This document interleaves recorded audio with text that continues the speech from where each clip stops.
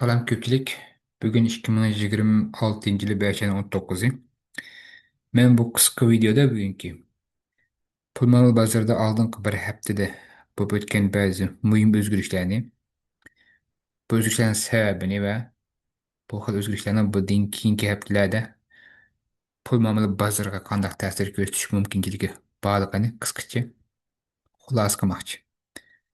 Bu xil haftalik pulmalı bazarının xulosa qilgan haftalik videolarning pulmalı bazarda e, mayli payçık olsun veya ki zaryum, altın, kümüş, kripto o'xshash boshqa mulklar olsun va yoki normal tijorat qilayotgan kishilar olsun bozorda to'g'ri qaror chiqarishiga biroz foydasi bo'lishini e, va to'g'ri qaror chiqarish uchun yetarli ba'zi muhim uchurlarni berishini umid qildim.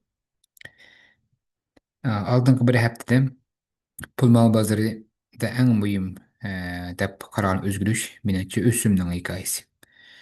Gerçi medialarda asas kızık nokta olganı Prezident Trump'ның Beijing'e ziyaret olsun mu? Ama nahmu şu pul mal bazının özü gelgen çağda pul mal bazının özdeki en mühim özgürlük Zayon bazarının setilişi yani ösümlerin ösüşü bulup mu Amerika'nın, Japonya'nın ve Avrupa'nın uzun müddetlik devlet zayımlarının ösümünün ösüşü. Hem de biz medyada günde anlanan hikayeler, gep sözler, kızık noktalar normalde pulma bazarga bir neçe ay burun da ondan burun ta'sir qilib bo'lgan bo'ldi. Pulma bozorining kelgusi ahvolini faraz qilish va shuni tayyor qilish uchun biz mediada hamma odam anglayotgan, hamma odam qiziqayotgan gap so'zga diqqat qilib maqsak har vaqt bozorning bir necha qadam keyinda qolamiz. Aksincha, pulma bozorda iqlim yetishib menish uchun yoki o'zgarishlarga vaqtida inkas qaytarish uchun diqqat qilish tegisliki Allah'tan hem adam bilip medyaya çıkıp olan nesler emas. Belki şu pul mal bazının mağdur atkan en mühim amillarının mayli iqtisadi uchurlar olsun ve yoki pul mal bazının öz içindeki uchurlar olsun. Böyle bazar kurulması ait uchurlar olsun. Bularning sonliq ma'lumotlarning ve grafiklarning o'zgarishi. Şunun diqqat qildirmasak oldingi bir haftada Amerika'nın 10 yıllık davlat sayımının ösümü 4,6% etrafiga chiqdi. Ya'ni keyingi bir qancha oy ichida nihoyat muhim nuqta deb qaragan 4-5%lik nuqtani bosib o'tib ketdi. Agar biz Amerikaning 10 yillik davlat sayimining o'simlari grafik. Agar biz bu grafik qaragan bo'lsak,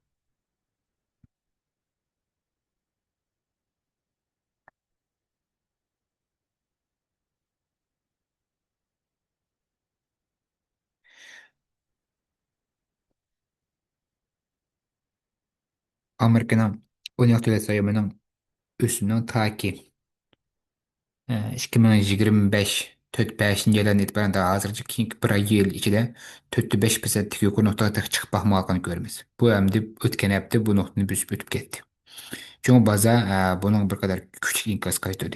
Biz bazanın inkasa qarasak, Amerika pay bazarındaki en mühim sahalarning o'xshamagan soha sektorlarni o'zgarishga qaramasa eng yaxshi o'rligini bu o'tgan bir haftada neft ya'ni energiya sohasi uning undan qolsa səhiyyə ve günlük turmuş lazım-etkileri sohasi en küçük tushganlari qo'shimcha iste'mol sohasi öymülük sohasi material ve tok elektr sohasi. Bularni misal hemmisini o'rtaq alaylik nima desa qo'shimcha iste'mol öymülük ve energiya ul muassasa sohalarini hammasi nihoyat ko'p qarz talab qilgan sohalar. Shunga o'simning o'sishi bu sohalarda nihoyat kuchli tushish keltirib chiqardi. Shu bozorning inkosi nima shuni nihoyat obdan bilalaymiz. Agar bozorda xatar kayfiyati tuvallab ketgan bo'lsa, masalan, bozordagi ahvol o'sim hikoyasi emas, balki mayli geopolitik o'zgarish yoki boshqa sabab tufaylidan bo'lgan, masalan, kishilarning xatardan qochish xohishi bo'lmasa, u chog'da mana o'xshash. U muassasani, ya'ni elektr sohalari unutib tushib ketmaydi. Bular nisbatan mudofaa xarakterlik yoki joq tushmaydi deb qolgan sohalar.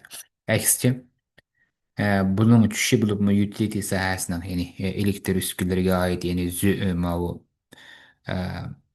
Bulutun tok çıkarılan mühim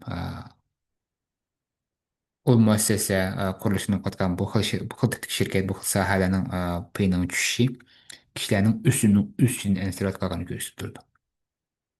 Hem enerjiya esasına öğrelişe gelsek bu emmizge ayan neft bahasının devamlı öğretörüşü, yukarı duruşu, hormuz boğazına içilmesi ki enerjiya esasının üstünü kötüp çıkan boyun bir nesne.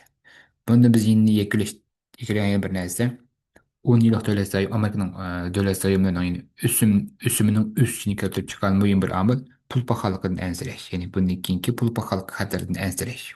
Normalde zayımның өсімі өссе, бір нәтиже себептен болды. Böyle olsa, iqtisadi ishga bo'lgan kishilar ishonchi oshgan sari davlat zayomlarining o'simi o'sidi. Ya'ni iqtisod oshdi degan gap, kishilarning kirimi oshidi, kishilarning kirimi oshgandan keyin mol bahosi o'rlaydi, yoki maosh oshidi.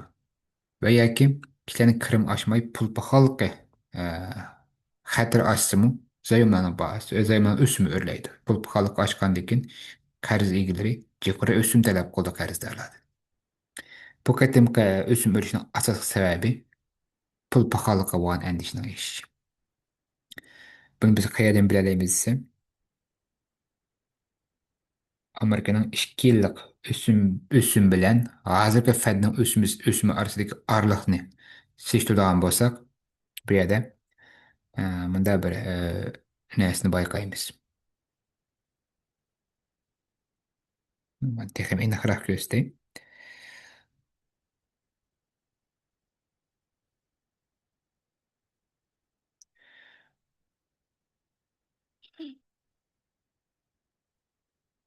Bu yerda bu grafik Amerikaning 2 yillik davlat zayomlarining o'simi bilan hozirgi Fedning Markaziy bankining hozirgi o'simi orasidagi farqni hisoblagan grafik.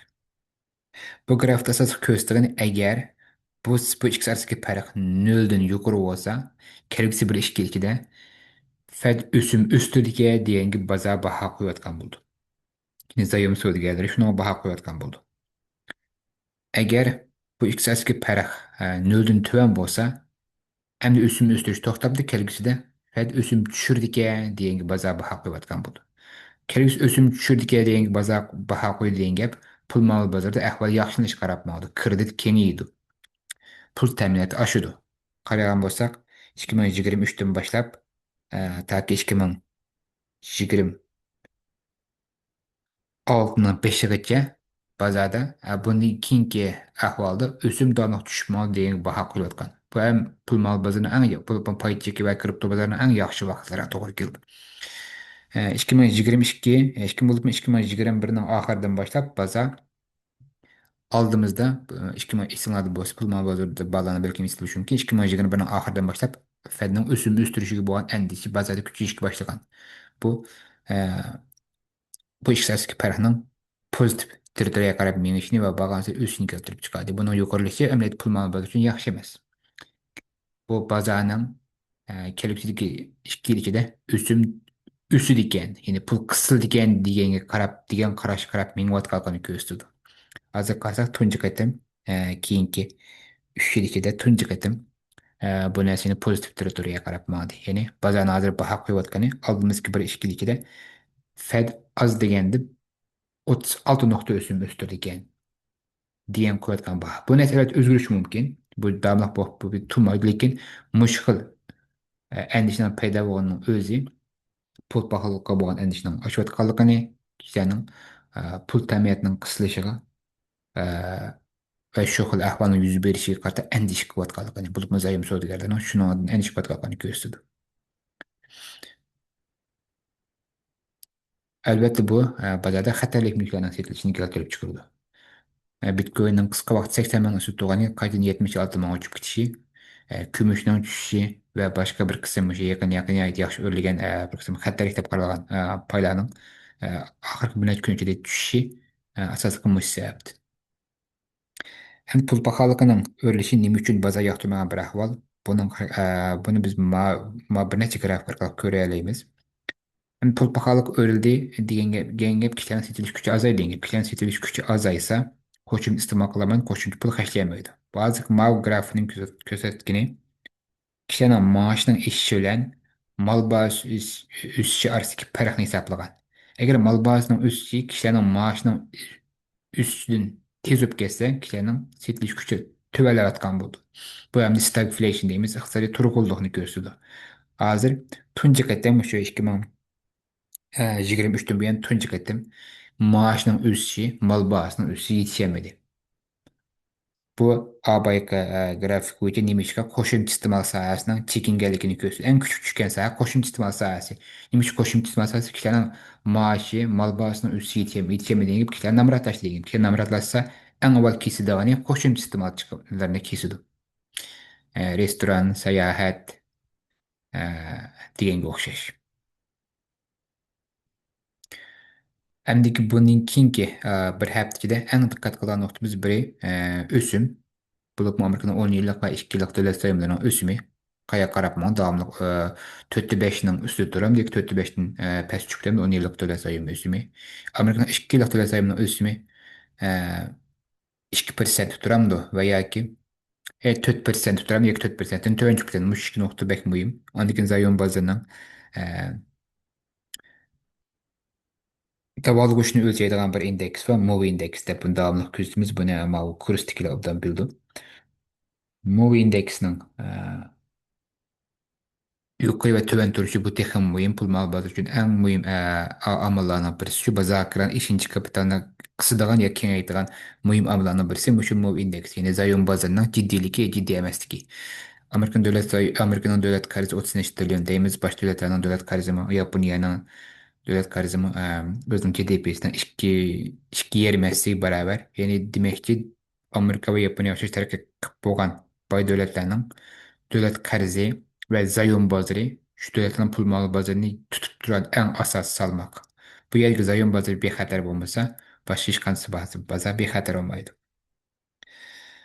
Qaramsa sayan bazardaki bu ciddilikning o'rliga vaqtlari pul ma'lumotları setilish kelib chiqqan vaqtga to'g'ri keldi.